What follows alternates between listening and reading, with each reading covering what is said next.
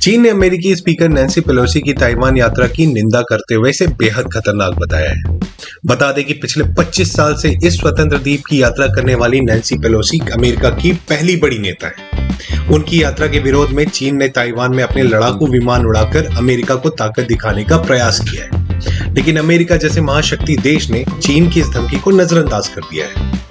अगर आपको लगता है कि ये वीडियो इंफॉर्मेटिव होने वाली है तो इसे ज्यादा से ज्यादा लोगों के बीच में शेयर करें। आइए चीन की ताइवान को लेकर सोच के बारे में जानते हैं। चीन ताइवान को एक अलग प्रांत के रूप में देखता है और चीन का यह भी कहना है कि ताइवान फिर से बीजिंग के नियंत्रण में होगा।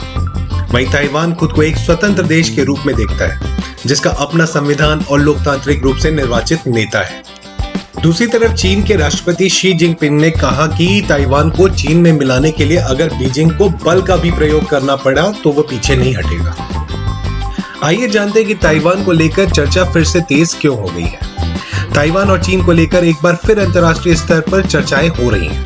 ताइवान में अमेरिकी स्पीकर नैन्सी पेलोसी के दौरे के बाद चीन का रिस्पॉन्स अलग ही दिख रहा है। दौरे के विरोध में चीन सिर्फ बयानबाजी ही नहीं कर रहा है, बल्कि ताइवान के डिफेंस जोन में 21 एयरक्राफ्ट उड़ाकर चीन ने चेतावनी भी दी है। आज के दिन उसने ताइवान को चारों तरफ से घेर कर वहां पे युद्धाभ्यास भी चालू कर दिया है। चीन और ताइवान की यह दुश्मनी नई नहीं है, इसके पीछे पुराना आपसी झगड़ा खास वजह है।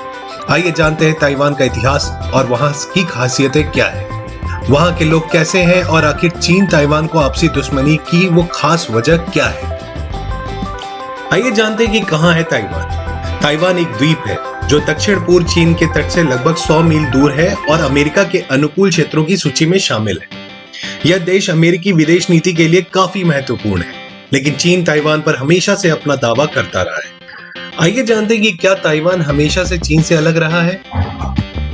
बता दें कि कुओमिंतांग सरकार के दौरान चीन का आधिकारिक नाम रिपब्लिक ऑफ चाइना कर दिया गया था। चीन और ताइवान के इस पेचीदा विवाद की कहानी शुरू होती है साल 1949 से।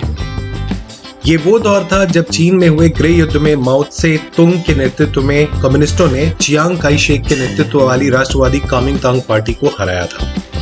चीन में सत्ता में आ चुके कम्युनिस्टों की नौसैनिक ताकत बहुत कमजोर थी। यही कारण था कि माओ की सेना सागर पार करके ताइवान पर नियंत्रण नहीं कर पाई थी। कम्युनिस्टों के हार के बाद कुओमिंतांग ने ताइवान में जाकर अपनी सरकार बनाई थी। इस बीच दूसरे विश्व युद्ध में जापान की हार हुई तो उसने कुओमिंतांग को ताइवान का नियंत्रण सौंप दिया। यह हस्तांतरण 2 संधियों के आधार पर हुआ था। इस बीच यह विवाद उठ खड़ा हुआ कि जापान ने ताइवान किसको दिया। ऐसा इसलिए क्योंकि चीन में कम्युनिस्ट सत्ता में थे और ताइवान में कुओमिंतांग का शासन था। माओ का मानना था कि जीत जब उनकी हुई तो ताइवान पर उनका अधिकार है, जबकि कुओमिंतांग का कहना था कि बेशक चीन के कुछ हिस्सों पर उनकी हार हुई है, मगर वे ही आधिकारिक रूप से चीन का प्रतिनिधित्व करते हैं। यहीं से 2 राजनीतिक इकाइयां अस्तित्व में आ गईं और वे दोनों आधिकारिक चीन होने का दावा करने लगी। 1911 में कुओमिंतांग ने देश का नाम रिपब्लिक ऑफ चाइना कर दिया था और 1950 तक यही नाम रहा। 1959 में कुओमिंतांग ने ताइवान में सरकार बनाई तो उन्होंने कहा कि भले ही चीन के मुख्य हिस्से पर हम हार गए, लेकिन अब भी आधिकारिक रूप से चीन का नेतृत्व हम ही कर रहे हैं, न कि कम्युनिस्ट पार्टी, इसलिए हमें मान्यता दी जाए। चीन और ताइवान में आधिकारिक मान्यता के लिए होड़ मची हुई है। उधर माओ ने भी कहा कि उसे भी आधिकारिक रूप से मान्यता मिलनी चाहिए।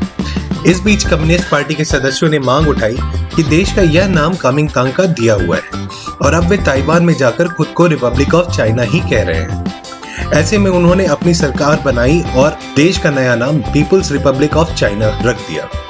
इसके बाद से दोनों चाइना खुद को आधिकारिक चीन बताते रहे हैं और इसी आधार पर विश्व समुदाय से मान्यता मांगते रहे। चीन ताइवान को अपने में मिलाने के लिए आर्थिक संबंधों को मजबूत करने की दिशा में कदम भी बढ़ा सकता है। हालांकि वह यह भी कह चुका है कि ताइवान को चीन में मिलाने के लिए अगर उसे सैन्य ताकत का भी इस्तेमाल करना पड़ेगा तो वो पीछे नहीं हटेगा। यह सच्चाई है कि चीन ताइवान से हर क्षेत्र में ताकतवर है। उससे मुकाबला करना ताइवान के लिए आसान नहीं होगा। आइए जानते हैं ताइवान पे चाइना के कंट्रोल के क्या इंप्लीकेशंस हो सकते हैं। दुनिया आधुनिकीकरण की तरफ बढ़ रही है और इस आधुनिकीकरण के पीछे सेमीकंडक्टर का बहुत बड़ा रोल होता है और दुनिया का 53% सेमीकंडक्टर ताइवान से में प्रोड्यूस होता है। अगर चाइना ताइवान पे कंट्रोल कर लेता है तो वो आने वाले टाइम में इस सेमीकंडक्टर मार्केट पे भी कंट्रोल करेगा और इनडायरेक्टली वो हमारे फ्यूचर पे भी कंट्रोल करेगा। इसलिए ताइवान का स्वतंत्र रहना हमारे फ्यूचर के स्वतंत्र रहने के बराबर है, क्योंकि हम सब जानते हैं कि चाइना में स्वतंत्रता नाम की चीज नहीं है। अगर आपको ये वीडियो इंफॉर्मेटिव लगी है तो ज्यादा से ज्यादा लोगों के बीच में इसे शेयर करें और चैनल को सपोर्ट करने के लिए इसे कृपया लाइक और सब्सक्राइब करना ना भूलें। धन्यवाद।